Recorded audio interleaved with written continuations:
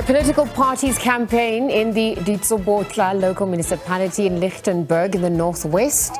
It's heating up before the much anticipated by-elections on Wednesday. Political analyst Nzigalelo Breakfast says disqualification of some members of the ANC from running the party's top leadership structure is fertile ground for further divisions within the ruling party. And year-end fatigue kicks in as 2022 wraps up.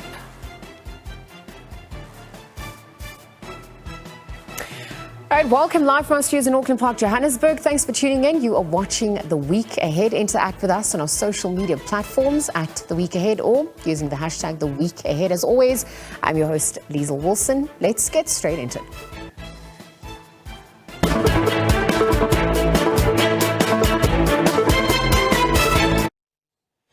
Right, we start off by taking a look at the ANC in the Eastern Cape, holding its special General Council today. It's taking place in East London in the Eastern Cape. The General Council is preparation for the party's upcoming 55th National Elective Conference next week.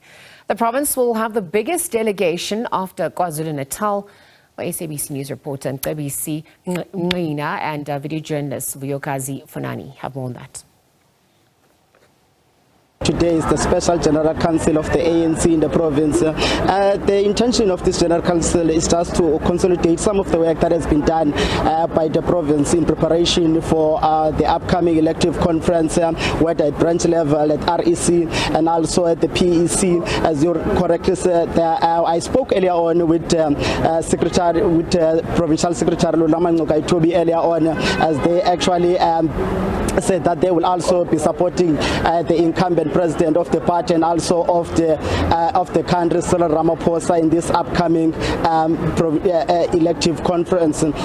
But the province has actually came under fire. If you remember last week, it actually announced that for dissolving the Amatola region. This is one of the regions that has been constantly at loggerheads with the PEC since it actually took over from this province. They are quite unhappy about the work that has been done by the PEC. But the acting Secretary General Paul Mashatile has written to the Provincial Secretary Lulama Ngaitobi questioning that decision, saying that there was a decision taken that they should not be disbanding or dissolving of any branches, saying that that spirit, although it's actually speak directly to the branches, but it also applied to the structures of the ANC. But joining me now, I'm joined by the Provincial Secretary Lulama Ngaitobi. Sir, thank you so much. Let's talk about the letter that was written to you by the acting Secretary General Paul Mashatile. What was so urgent for you to dissolve Amatola? Nothing urgent and nothing that is not urgent about it. The organization continues with its own work before the conference and after the conference. So we are doing what is supposed to be done by the incumbent structure of the African National Congress to look at the functionality and problems of the organization and act accordingly. So we have acted in line with what the Constitution of the African National Congress dictates, and therefore it is in the interest of the African National Congress to look at all the risk areas and ensure that the African National Congress take the necessary actions in order to correct and self-correct the organization. But Paul Mashatile is raising a point, saying that a decision was taken that there should not be any dissolving of any branches or any structures, especially going to the conference, that will actually destabilize the ANC. But why you actually felt you compelled to dissolve before the conference? Some people they are saying this is more like purging for people that are actually at disagreement with the PEC. We have talked to yourselves about the reasons, and those particular reasons are not in dispute, not unless there is a dispute of fact about the reasons behind the dissolution of the ANC. It's not the first structure that has dissolved structures. In Gauteng, a West Rand region was dissolved post that particular letter, because that letter has no effect on the Regional Executive Committee. It's specific in line with what we have said. We are not speaking about the spirit, but we are speaking about the contents of the letter. The letter specific is about the branches, because it's the branches that are going to be represented in the national conference. As a consequence of that, that dissolution of the Regional Executive Committee has absolutely no effect or alternatively implications for the branch delegates and the branches of the ANC in the Eastern Cape, in particular in Amatola. Have you submitted the report to the acting Secretary General? Yes, of course. We have submitted that particular report in line with what was expected, and that report is with the Secretary General.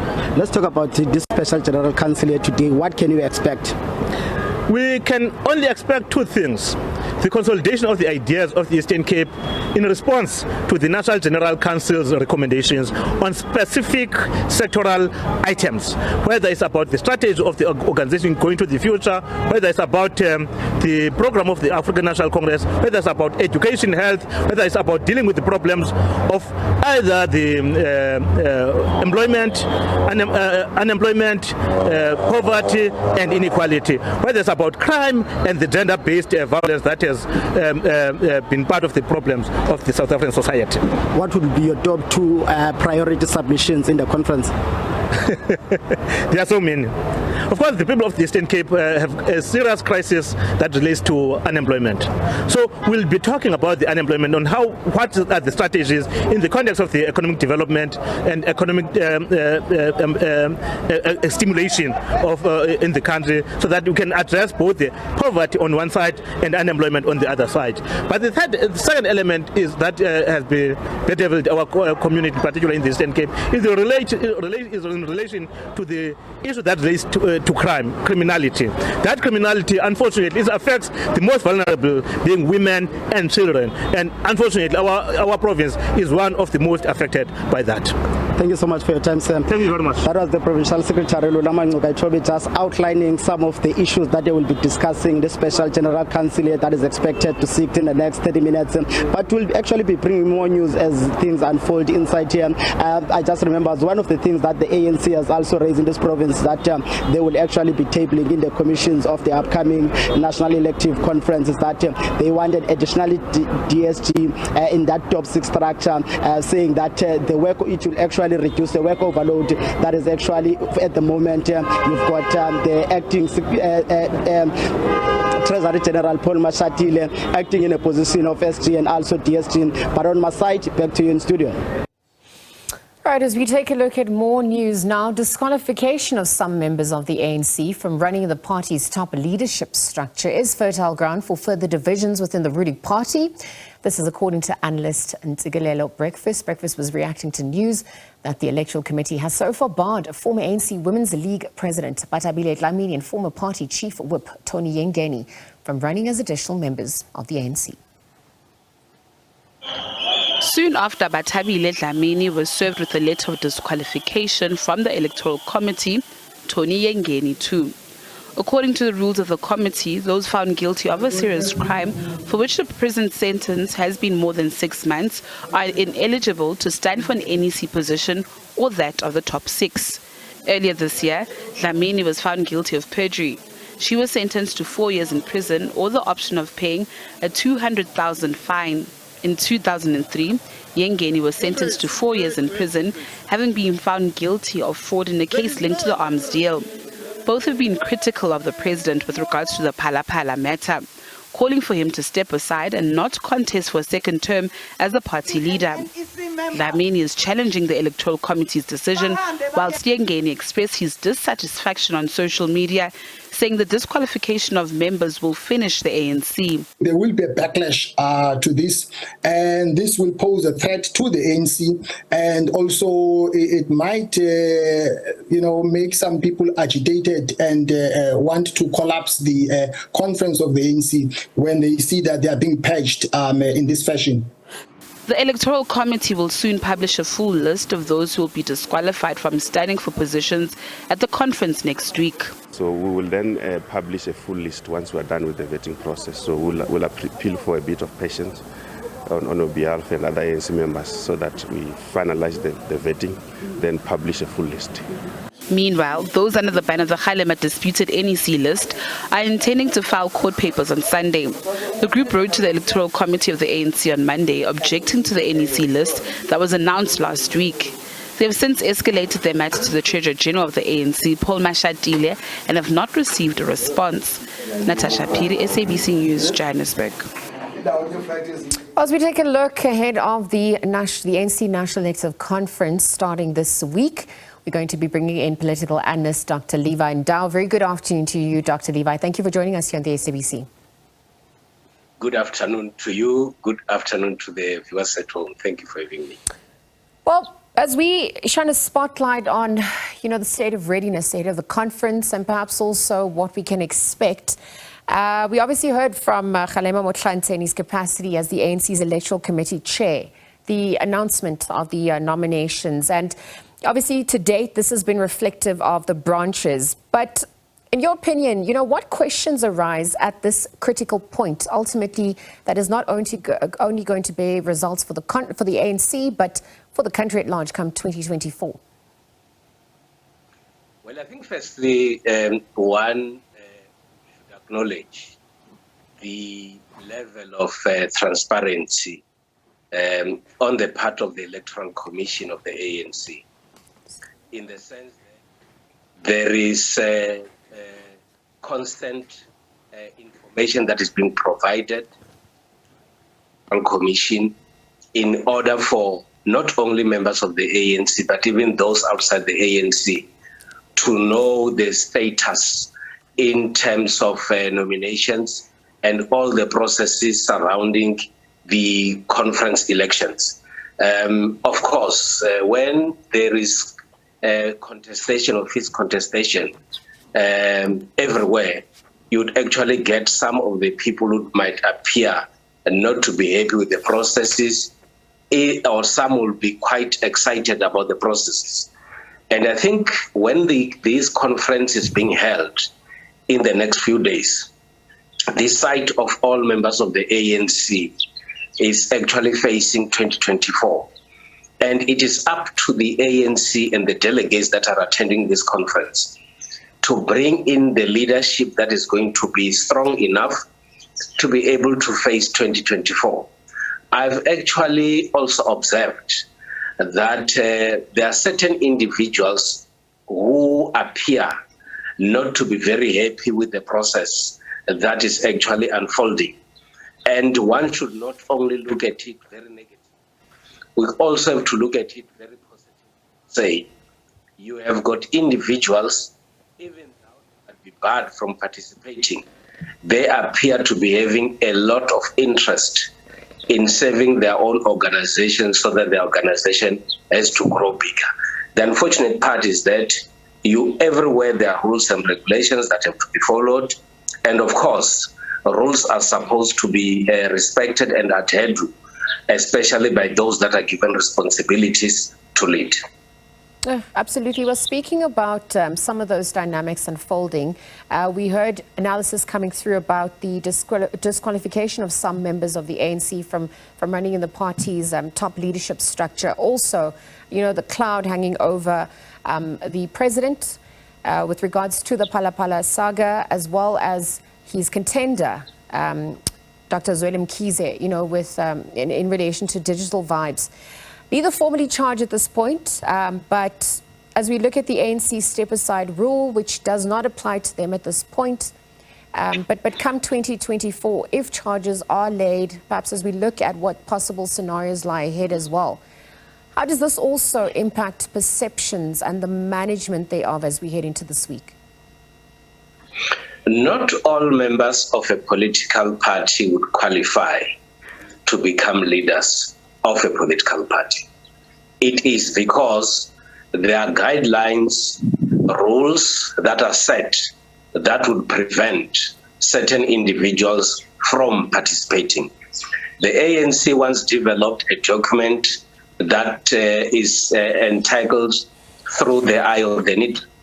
And if you go through that document, it talks about the caliber of people that are supposed to be selected and therefore elected to serve in the leadership structures of the ANC. And I think in that regard, the ANC Electoral Commission might have also looked at this kind of issues that are outlined in that document. Equally, the ANC should at all times avoid a situation where its members or those who would love to occupy strategic positions in the party and in government not be involved in any activities that has a potential to tarnish the image of the organization.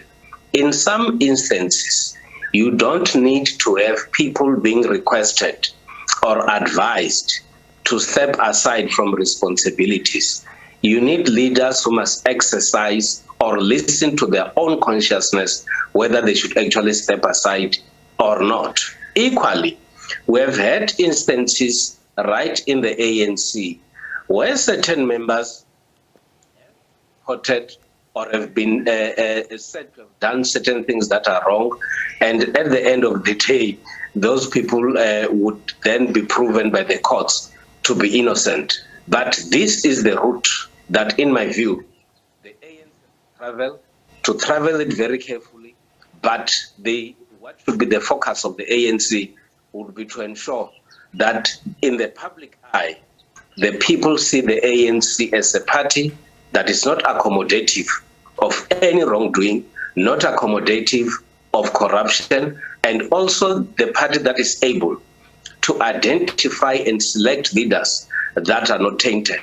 And if we go back to the issue of the president and Dr. Mkhize, of course, this should be an area of concern, not only in the ANC, but also even outside the ANC. Because when the ANC fails, and the ANC is the ruling party, and have tainted leaders, it has a huge negative impact on the South African citizens. So it is up to the ANC to a certain extent to deal with their own internal dynamics, but bearing in mind that they've got a responsibility to serve the society at large. Speaking of serving society at large, as we await the makeup and the announcement of the ANC's hierarchy, perhaps even and look at the balance of power amongst the different groupings, the global and domestic circumstances have changed. I'm bringing this into the conversation because there are expectations about,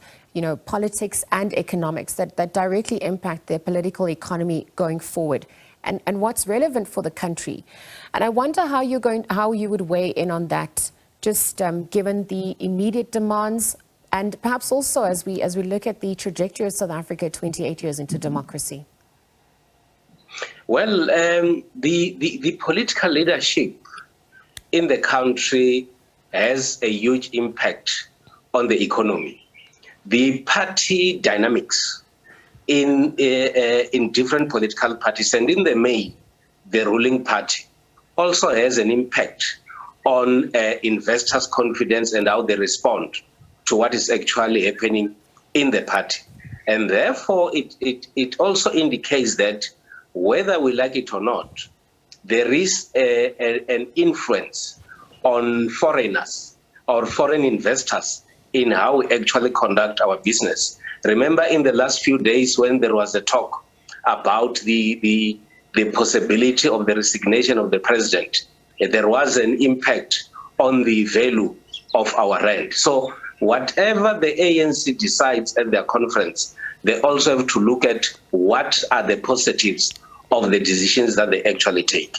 And I think also it's important for the ANC not only to be selfish when they deal with their own issues at conference. They should also bear in mind that they've got a responsibility to look at the bigger picture and ensure that whatever decision that they take have to benefit the entire society. Otherwise, if the ANC is unable to respond positively to perceptions, to expectations of South Africa and the outside world, then the relevance of the ANC will actually be disappearing in South African body politic. Well, in just a few days, we're set to see the outcomes of that and perhaps its impact at large, but we'll leave the conversation there for now. Dr. Levi Ndau, political analyst, weighing in ahead of the ANC's National Elective Conference set to take place between the 16th of December to the 21st of December. Again, a story we will be developing and monitoring on the SABC. Let's take a quick ad break. There is more on the other side upon our return.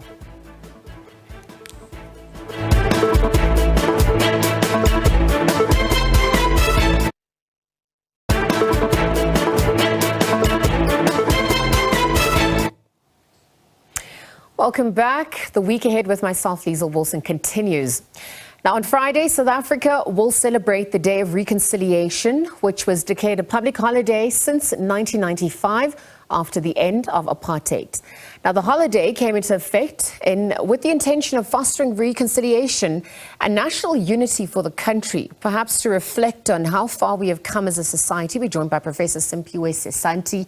He's with the University of the Western Cape's Faculty of Education. Prof, good afternoon, and thank you for making time to chat to us today. Good afternoon to you, ma'am, and all the listeners, and thank you for having me.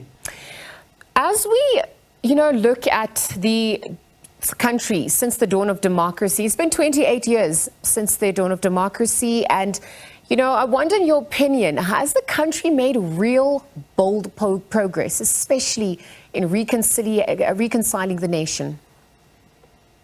Whenever we speak about that concept, I guess the very concept itself, sometimes there is some problems because it suggests that, two forces that have been in conflict with each other needed to make peace. And perhaps even that may be the case. The first question that needs to arise is who initiated conflict in the very first place. And we know that in the history of this country, we had the oppressor and the oppressed, we had the exploiter and the exploited, we had the dispossessor and the dispossessed. So it is impossible, therefore, that you think you can have meaningful reconciliation unless you have addressed, first and foremost, the issue of injustice. And in this country, we know that the history of injustice has been the dispossession of the African people. And we know that to this very day, 28 years after they referred to democracy, everyone agrees that the question of the land of the African people, which is the cause of their poverty, which is a cause of their disintegration of their culture, which is a cause of every crisis that African people find themselves in, has not been addressed. And one typical, before I quickly pause, one typical thing that, has brought a lot of pain to some of us is to see that as a result of their own poverty, the African people have lost their own sense of the philosophical concept of Ubuntu. When we saw recently that in one hospital, the people of this country chased away people who look like them, the Africans, from a hospital, whilst at the very same time they looked by and allowed the people who, are historically from Europe to do that. So you see, people that have not found peace with themselves are unable to forgive even one another as they were on the same receiving end. Yeah, absolutely. And thank you very much for contextualizing that for us. As we even look at the indicators of growth and oppression, I mean, we see that it happens on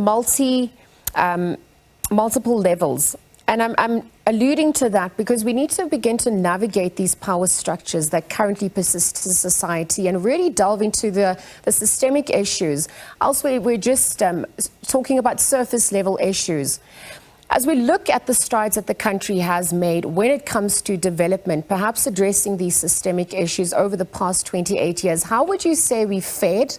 And really, where are the gaps at this point? I come from a community that is on record philosophically that the people who must always be a priority are the poor in society. And so we look historically. This is why, as I made reference to the other example, I was listening to the people that are accused of what is referred to as xenophobia, a misnomer in itself because it implies that African people themselves are foreigners in their own home continent.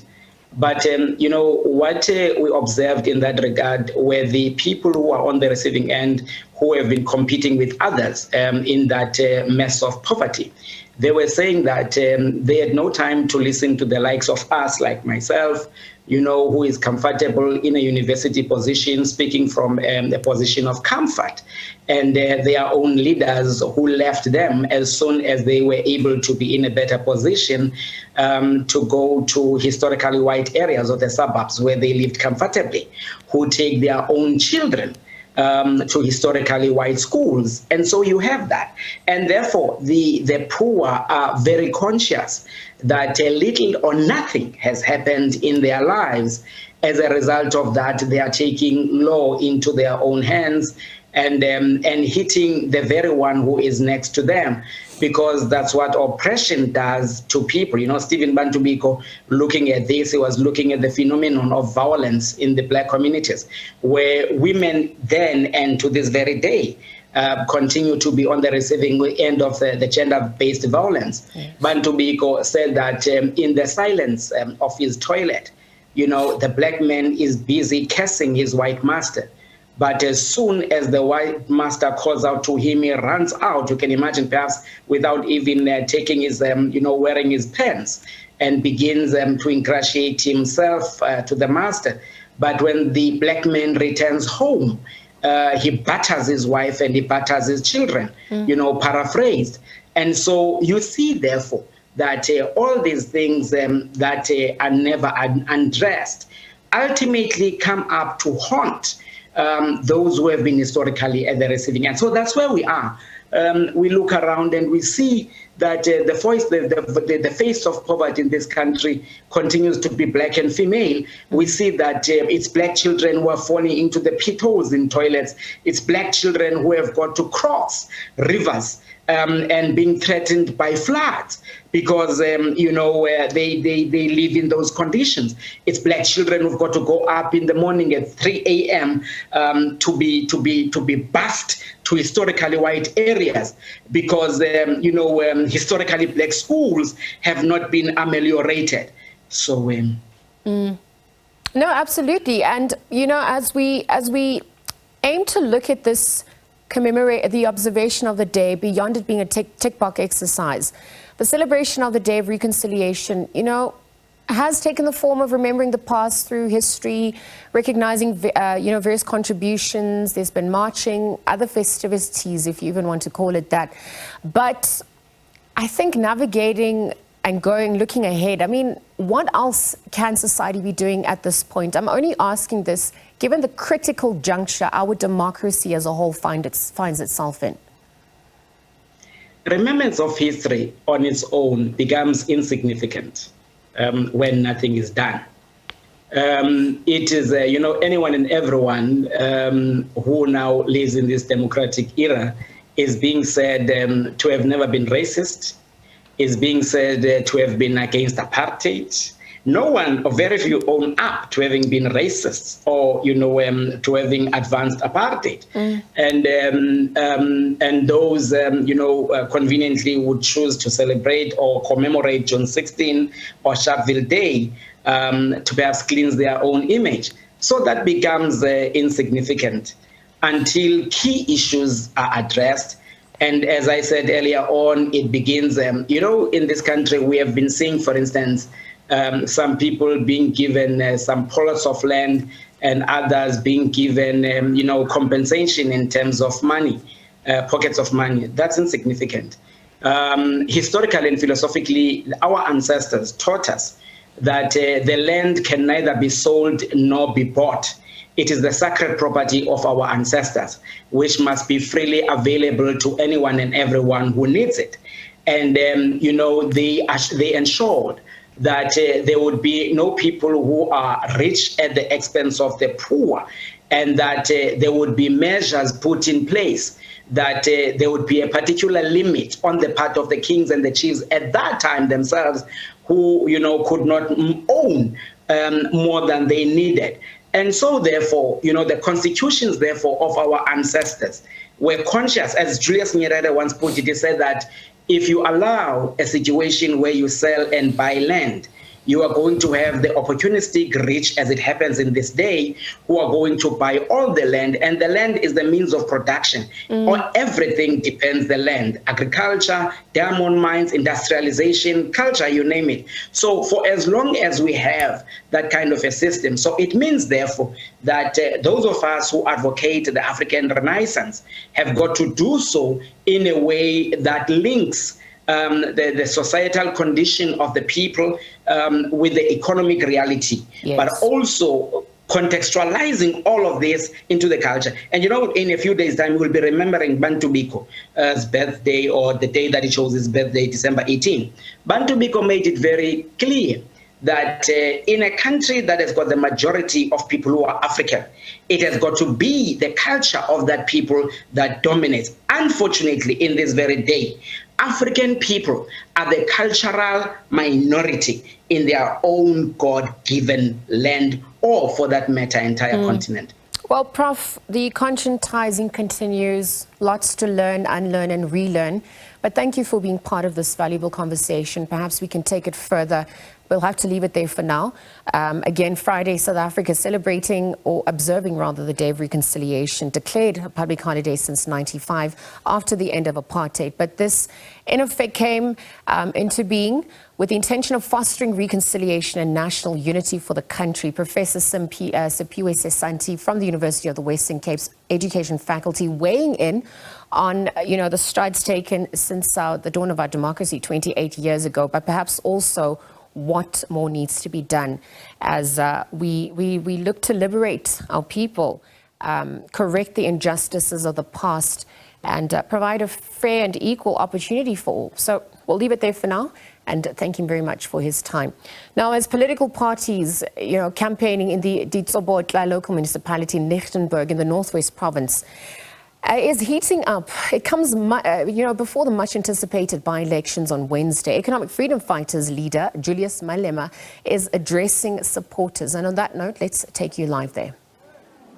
Utanana roba kanselar kuba kodimo utama di function ja di principala le ma teacher le manese habathu ba sna silo o ba shebela ko tlase o sna taba le batho ba tlhoka. Those are the people who need you the most. Oscar ha tsena ko mafung o tsena le ko dipating wa re ba announce or councilor o fitile for what? Relax. No swantu fitile before. Ebe wena o thusanka ko dipotong o walela dikgong kwa o tlise ka mo ka vene ya councilora o thuse lapale. Make sure everything is there. Haba sna metsi nka vene ya councilora o khameti o tlise bontlong ye re make sure their functions goes well. How sa rate batho o ska dumela ba councilora. Oba councilor o swantse o rate batho from pelo ya hao. Ha o bona motho a tlhophehang o kwe botlhoko o tsamaye o tsena shop by shop ya bo my friend o ke be ke kopa fela le ka ba borotho ko fa batho ba le bashe. Ha re rinka tšhelete hao ha ona tšhelete le wena as a councilor, mara take an initiative. Tsamaya ko mmušwareng gore le ka no ba lebokisinyana la chip re boloke tlhoe le yona re boloke ka seriti.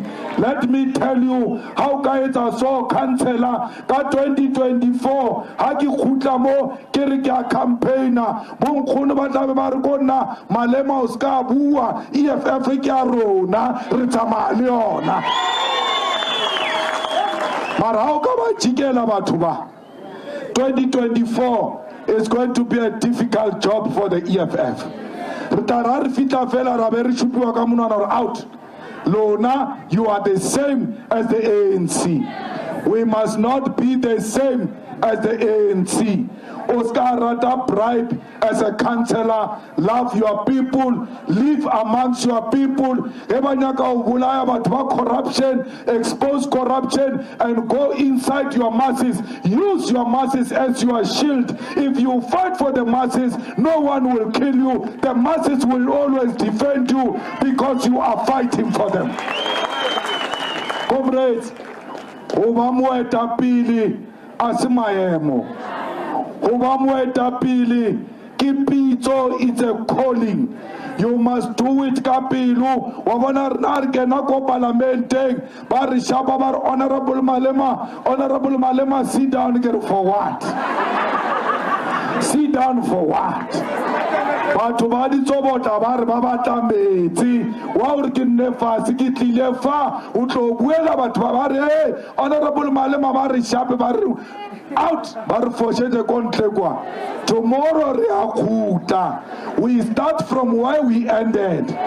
taba ela di tsobota ne re bua mabane re sa e bua le today, because we are there to represent you. We are not there to impress ANC politicians.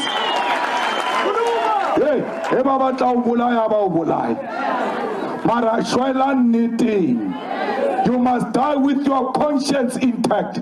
You must die with a clear soul and conscience. Uskasha ubula ke pelo ya hore o jile tšhelete ya batho. Nna le ba ka fihla ke robetše ba mpea sethunya ba re, repeat what you said. Go northwest, I will repeat it.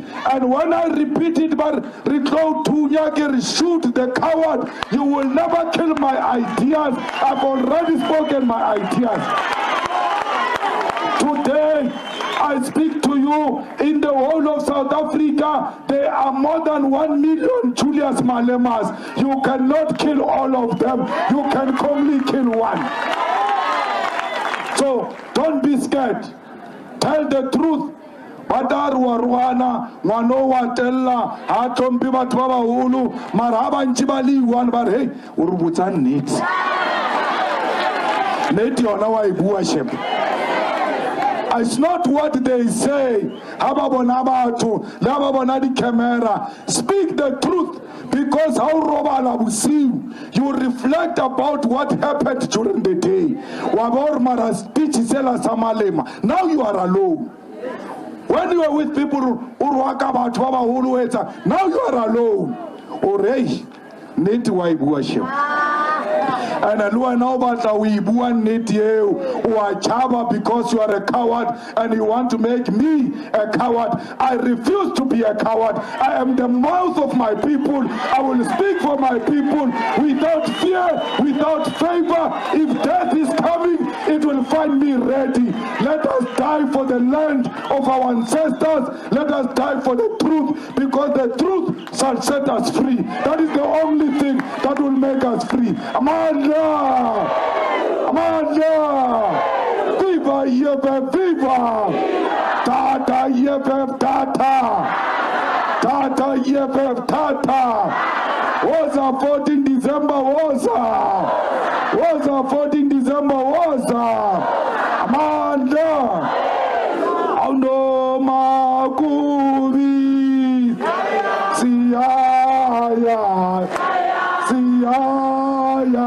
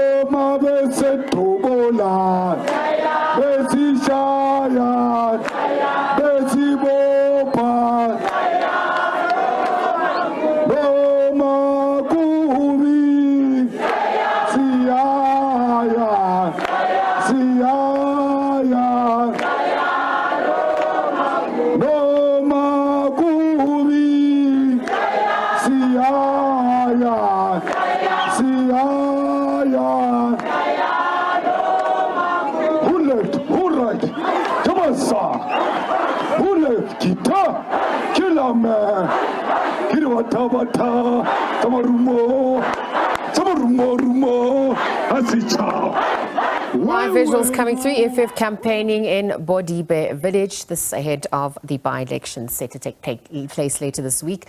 Commander-in-Chief Julius Malema really addressing the crowd ahead of that. Again, we'll leave it there. Take a quick ad break. There's more on the other side upon our return.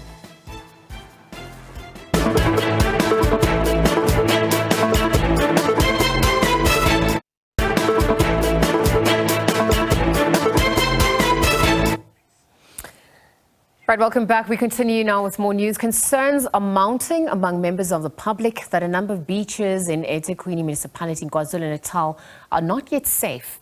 About a week ago, the Mayor Mxolisi Kaunda announced the reopening of some beaches that had environmental problems. However, further tests have revealed that E. coli levels have spiked again after heavy rains. Some opposition parties in the municipality accusing the city of putting people's lives at risk. The Durban North DA councillor Nicole Bowman believes the reopening of some beaches is premature. With the summer holiday season upon us, many people will be hitting the beach and taking a dip in the ocean. The National Sea Rescue Institute in George, this is on the Garden Route, has embarked on a campaign to educate beachgoers about the dangers of rip currents. Beaches at Herald's Bay and at Wilderness are notorious for rip currents, with many lives having been lost as a result. Thousands flock here during the holidays.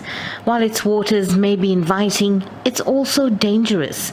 NSRI teams have been testing a new fluorescent dye technique that will help identify rip currents and also help save lives. That we want to highlight that rip currents are the most dangerous thing that people will face when they flock to the beaches this holiday season. Right the way around South Africa there are dangerous rip currents, but particularly at Wilderness and Herald's Bay, Victoria Bay, this area is notorious for extremely bad and powerful rip currents. Lifeguards have been stationed at all the main beaches. They are trained to act fast in all emergency situations. Bathers are urged to familiarize themselves with beach safety. They need to swim in between the flags when they are told to do so, and they need not to panic when they're caught by any of the currents. They need to just swim across the currents, and then they can shout for help anytime. The lifeguards will be there for them to save them. But they shouldn't take our rip currents for granted or our beaches for granted. The NSRI's Pink Rescue Buoy initiative has also proven to be successful. They've been placed at inland rivers, dams and at beaches. If lifeguards are not on duty, the public are advised to use them in emergency situations. Since when we started, 133 rescues were made. 96 of those was made in rip currents with the Pink Torpedo Buoys. When using a Pink Torpedo Buoy, go in, give the Pink Torpedo Buoy to that person, swim back with that person with a 90-degree angle out of the rip current. When finished doing that rescue, put the Pink Torpedo Buoy back. The NSRI has advised bathers to always swim at a beach where a lifeguard is on duty. Segwi Chetty, SABC News, George in the Western Cape. We return to our earlier story. Political parties campaigning in the Ditsobotla local municipality in Lichtenburg in the northwest is heating up, much ahead of the much anticipated by-elections that's set to take place on Wednesday. We're going to be crossing to our reporter Tebogo Pakedi in just a moment to give us an update from her end. But we'll continue with more news now on the other end, where year-end fatigue is a phenomenon that occurs between November and December. According to professionals, this is when people often feel tired and unmotivated. Now, if not treated, it could in fact lead to burnout. SABC News reporter Gabisi Slengile in the Eastern Cape spoke to professionals and regular South Africans about their suffering and coping mechanisms during this period. With less than a month before the year ends, employee productivity is often low and many people struggle with mood swings. Working through the pandemic may not have been the main cause of stress in 2022. However, going back to working at the office full-time was a tough readjustment for some. And the constant rise in interest rates and fuel prices did not make the process any easier. If I can liken it to a car, it's like you're on reserve, because most people that are working are very tired. They're trying as much as they can to actually wake up in the morning and just continue going forward. So I think I'm just like anybody else, very tired, but what can we do? I mean, we know where the economy has been for the last couple of years. I think we can be grateful that we still have a job, that we can still call our own. So yeah. I feel drained, stressed, tired. That's all, not myself. But when I started here, I was excited, getting a new job, beginning the year. End of year fatigue is not a formal diagnosis, but is used by professionals as a guideline. It is seasonal and should not be confused with depression or any other disorder. Where year-end fatigue is an emotional exhaustion, that happens mostly end of the year. Normally fatigue is extreme tiredness. I think it starts already from beginning of November, end of October, beginning November. So having that pressure, you know, of having to wrap up everything. You have all these deadlines for work. You have all these events you need to attend to, while maintaining your normal lifestyle of having to cook every day or prepare food, having to do laundry, having to just do the normal life things that's already, you know, like difficult. Professionals and the general public agree that there are different ways to avoid end-of-year burnout. Make time also to acknowledge your feelings. If you do feel you are tired, acknowledge, talk to someone. If you are not able to talk to someone, or your support system or professional person, you can try other mediums of expression, maybe like journaling. Health. So if you're not going to look after yourself, then you're basically going to drain and you're going to wear yourself off. So one of the things I normally do, I make sure, first of all, I have to stay hydrated, you know. And then another thing, I try by all means to make sure I do those exercises so that at least I can release those negative energies and those thoughts. Should self-help remedies fail, one is urged to urgently seek professional help. SABC News, Nkabera.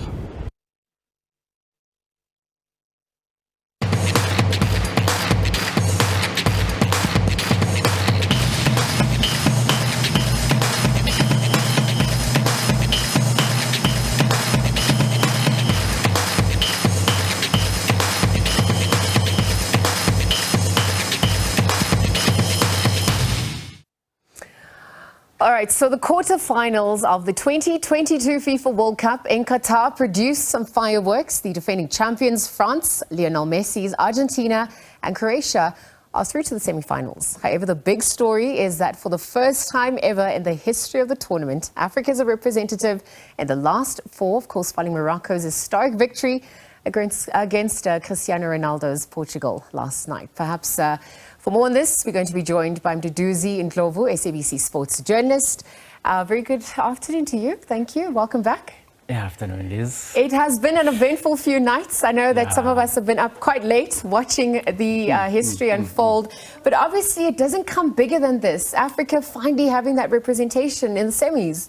We've been waiting as Africans for years and years that our chance will come, given the opportunity and given the seriousness that players put on the field of play. One Pitso Msimane, a South African coach, 2 years ago was just praising this Moroccan side, saying these guys from North Africa, mostly from Morocco, Tunisia, Egypt, as well as Algeria, Morocco included, they are more serious about their careers when it comes to football than us here in the southern part of the continent. Saying players here in the southern part, they are not ambitious enough to go to bigger leagues.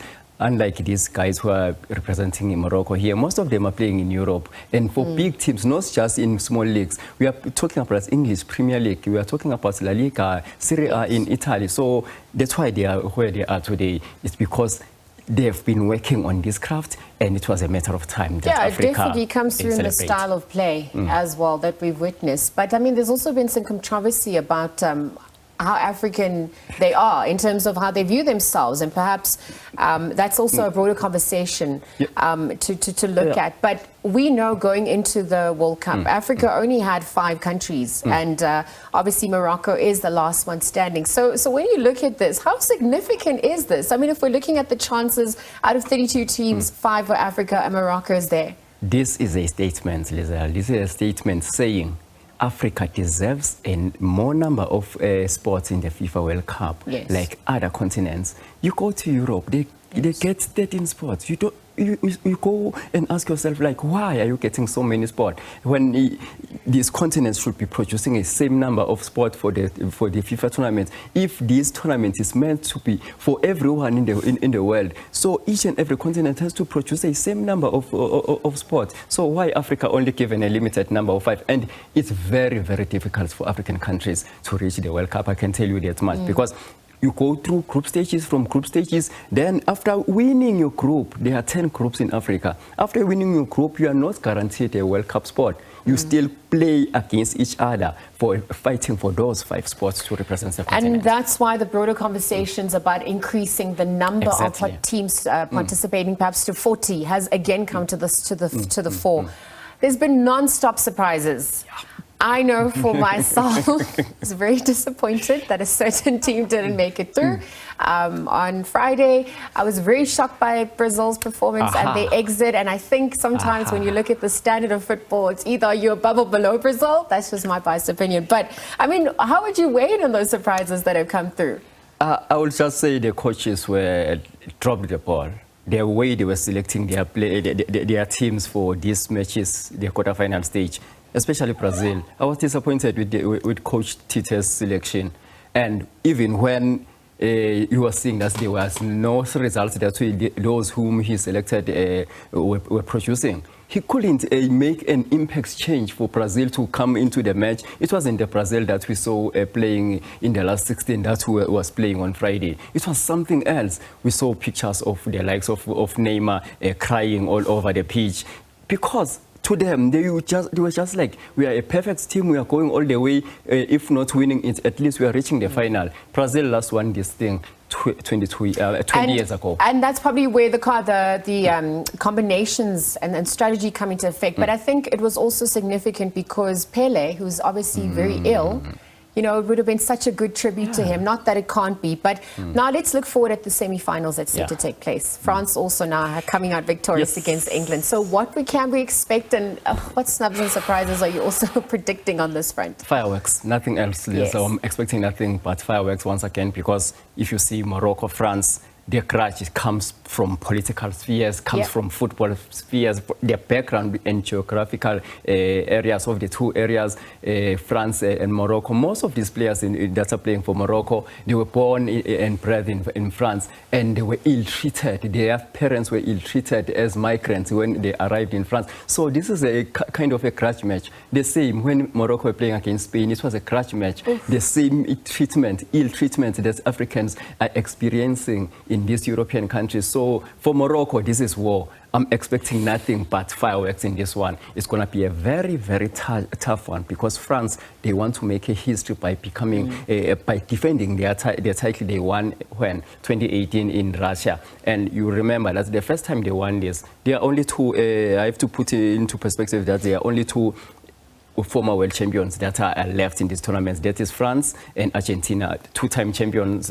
Argentina 1978 at home, and then 1986 with Maradona in Mexico. Then France, the first World Cup. Also, it was at home when they won in 1998, where we were humiliated by them in that opening match in South Africa. And then they won it just 4 years ago. Now they want to go all the way. And so they're looking. So I believe that you have some special parting words, because I know there's so many more that I wanted to touch on, but what do you want to end off with? There is this legend in South Africa, a coach that said something a couple of years ago, and I'll just ask the TT to play the clip for me. Football can kill you. Will kill you a real death. You will die because of football. Football can kill you. Will kill you a real death. You will die because of football.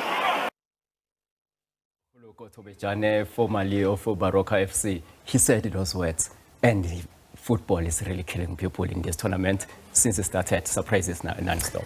All right, so we've got the semis up next, and thank you very much for joining us and for giving us that preview. Again, SABC Sports journalist Duduzi Ndlovu, you know, just weighing in on what we can expect as the fire heats up. We're in the semis of the 2022 FIFA World Cup, and it's promising nothing short of spectacular moments to come. So we'll have to leave the conversation there. We'll have to leave the show there for now. Thank you very much for joining us. We, of course, are back next week for a look at the week in review. But do take care. Thank you for joining us. Until then, it is goodbye for now.